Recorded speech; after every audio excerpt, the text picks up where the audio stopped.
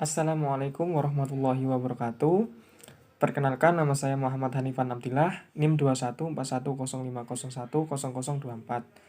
Di sini saya akan menjelaskan tentang pengertian ekonomi makro Islam.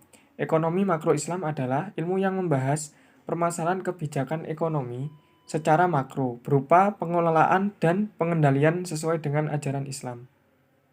Sejarah singkat ekonomi Islam, tahun 1776, ilmu ekonomi mulai berkembang dengan ditulisnya buku oleh seorang ahli ekonomi, Adam Smith, yang berjudul An Inquiry into Nature and Cause of the World of Nation.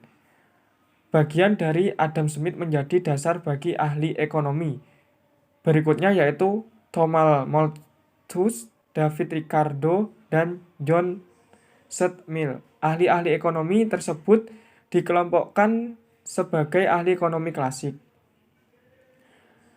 Adapun masalah dalam ekonomi Islam yaitu terbagi jadi dua masalah, yaitu masalah jangka pendek dan masalah jangka panjang.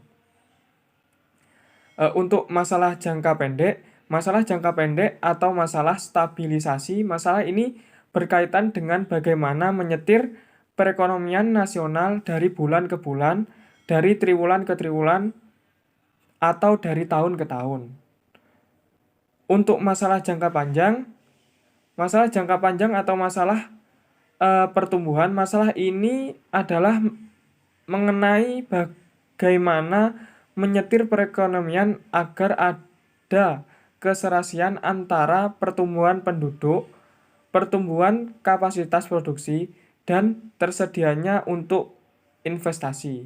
Untuk selanjutnya yaitu fikih ekonomi dengan riba dan zakat, yaitu terbagi menjadi dua.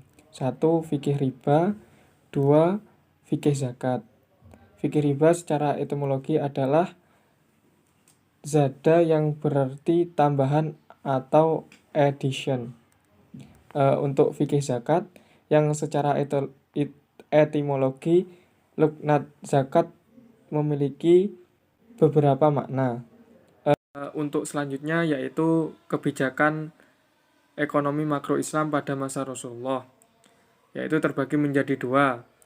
Yang pertama, kebijakan fiskal pada masa Rasulullah. Pada zaman Rasulullah SAW, pemikiran dan mekanisme kehidupan politik di negara Islam bersumber dan berpijak pada nilai-nilai akidah. Lahirnya kebijakan fiskal di dalam dunia Islam dipengaruhi oleh banyak faktor.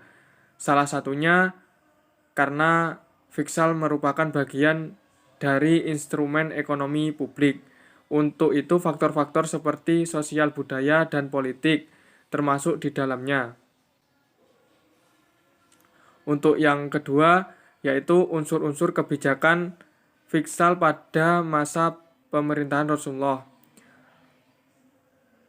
yaitu terbagi menjadi dua, yaitu sistem ekonomi dan keuangan dan pajak.